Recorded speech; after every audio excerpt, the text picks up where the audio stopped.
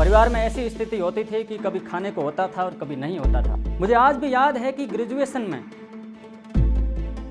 मुझे अपना पेट पालने के लिए 10-10 लोगों के खाना बनाना पड़ता था, फिर भी डटा रहा, मेहनत करता रहा और जो भी कंपटीशन एग्ज़ाम आते रहे फॉर्म भरता रहा। मैंने बैंक पीओ से लेकर एसएससी तक कुल 21 एग्ज़ाम दिए, 21 यानी 21, और सभी एग्ज़ाम में लगातार फेल। इसके लिए भी कई बार गालियाँ भी खानी पड़ी, लेकिन मैं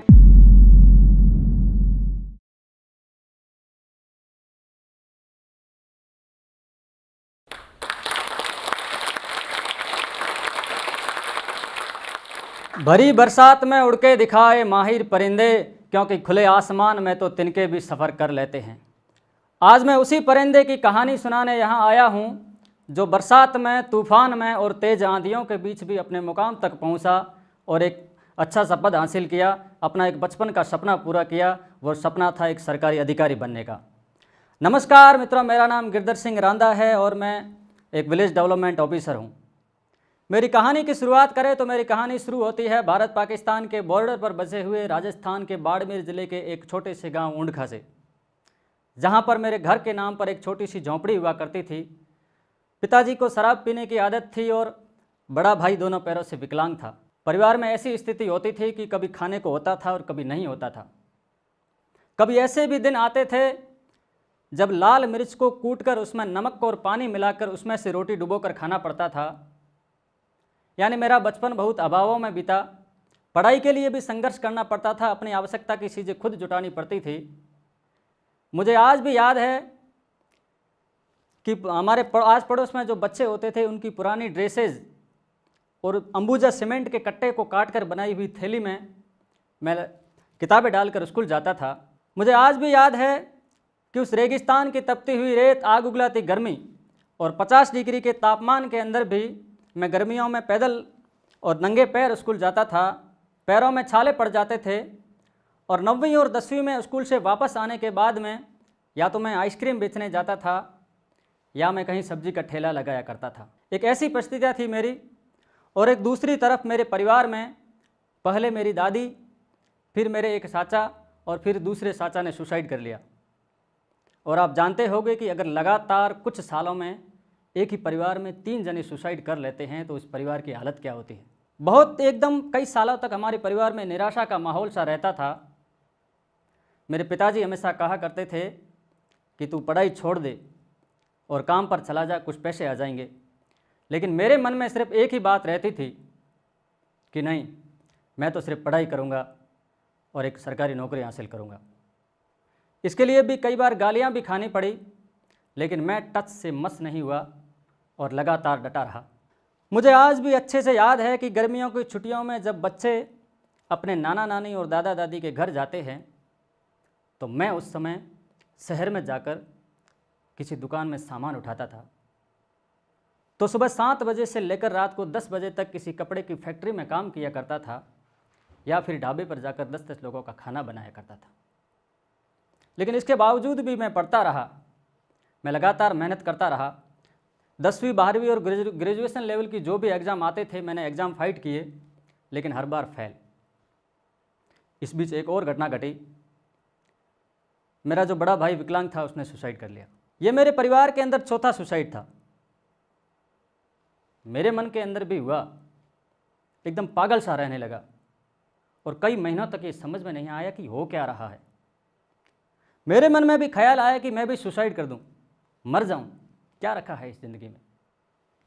लेकिन फिर किसी कवि की ये पंक्तियाँ याद आती थी कि छिप छिप कर अश्रु बहाने वालों, छिप छिप कर अश्रु बहाने वालों, मोती व्यर्थ लुटाने वालों, कुछ सपनों के मर जाने से जीवन नहीं मरा करता, कुछ सावन के, कुछ पानी के बह जाने से सावन नहीं मरा करता, कुछ दीपों के बुझ जाने से आंगन नहीं मरा करता, कुछ सपनों के मर जाने से जीवन नहीं मरा करता, जीवन नहीं मरा करता। ये पंक्तियाँ हमेशा मेरे अंदर गूंजती थी। और फिर खाली बर्तन देखे, अपना परिवार देखा, अपने वृद्ध माता पिता के चेहरे पर चिंता की लकीरें देखी और उनके फटे हुए कपड़े देखे तो अपने आप जवाब मिल गया कि गिरधर नहीं, तू ऐसा कभी नहीं कर सकता।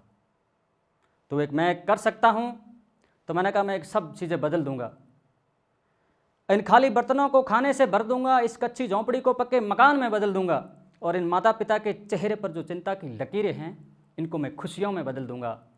बस एक बार सरकारी नौकरी लग जाए, आज नहीं तो कल बदल दूंगा, लेकिन ये सब कुछ बदल दूंगा।